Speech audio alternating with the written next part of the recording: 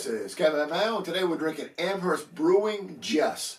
It's 7.3% alcohol by volume, and it is one of our local IPAs. It's one of our great local IPAs.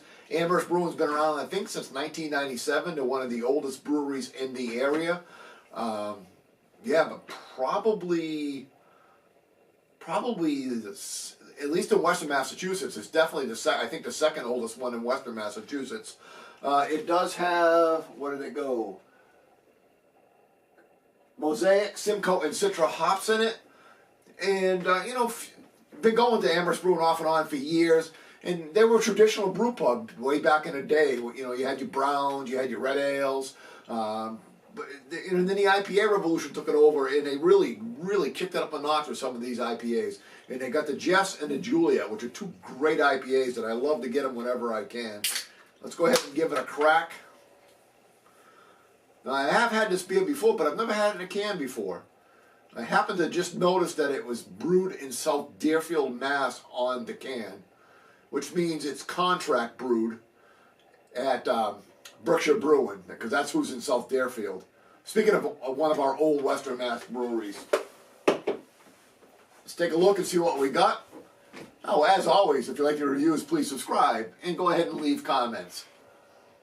So I would say we have a typically medium yellow body on this. Fair amount of carbonation and a lot of bubbles streaming up through it.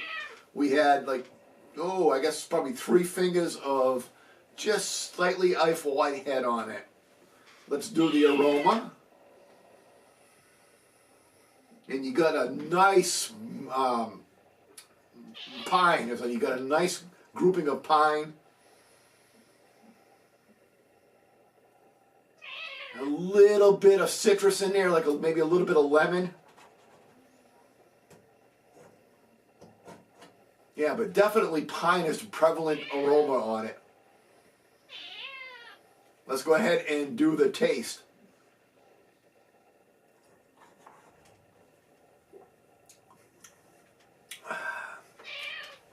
And it's just wonderful. It's just what you want in an IPA these days. It's not too fruity. It's not too bitter.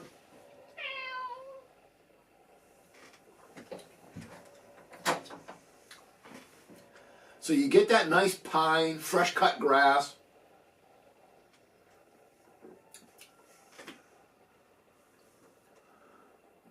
You get that nice little bit of grapefruit.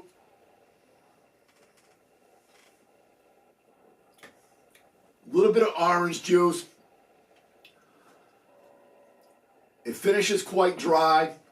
You get a little bit of resin on the tongue. You get some nice bitterness, almost some grapefruit pith bitterness, but it's not overwhelming. It doesn't build in the back of the throat. It doesn't crush it. It doesn't kill you. It just balances off the way it should be. Makes you want to go in and take another nice deep sip of it.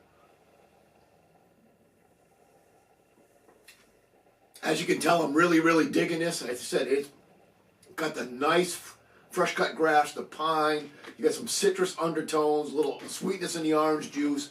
Finishes nice and bitter. Mouthfeel is good. It's not too juicy. It's not too sweet. It's just a dynamite IPA. You could drink this all day long and then have some more for breakfast. Score-wise, it's got to be an A beer. I'm loving it. I'm digging it. But it's, again, an A beer in a different style. So many of the beers these days are big over-the-top juice bombs. This is just a classic, I don't even want to say East Coast, West Coast IPA. It's just a classic IPA. A little bit more fruit, not fruitful is not the word I want. I'm thinking just some of the classic IPAs. A little less malty, a little more hoppy, but hoppy in the flavors that you get from it, the pine and the cut grass. Score-wise, 91 out of 100. Till next time, keep drinking.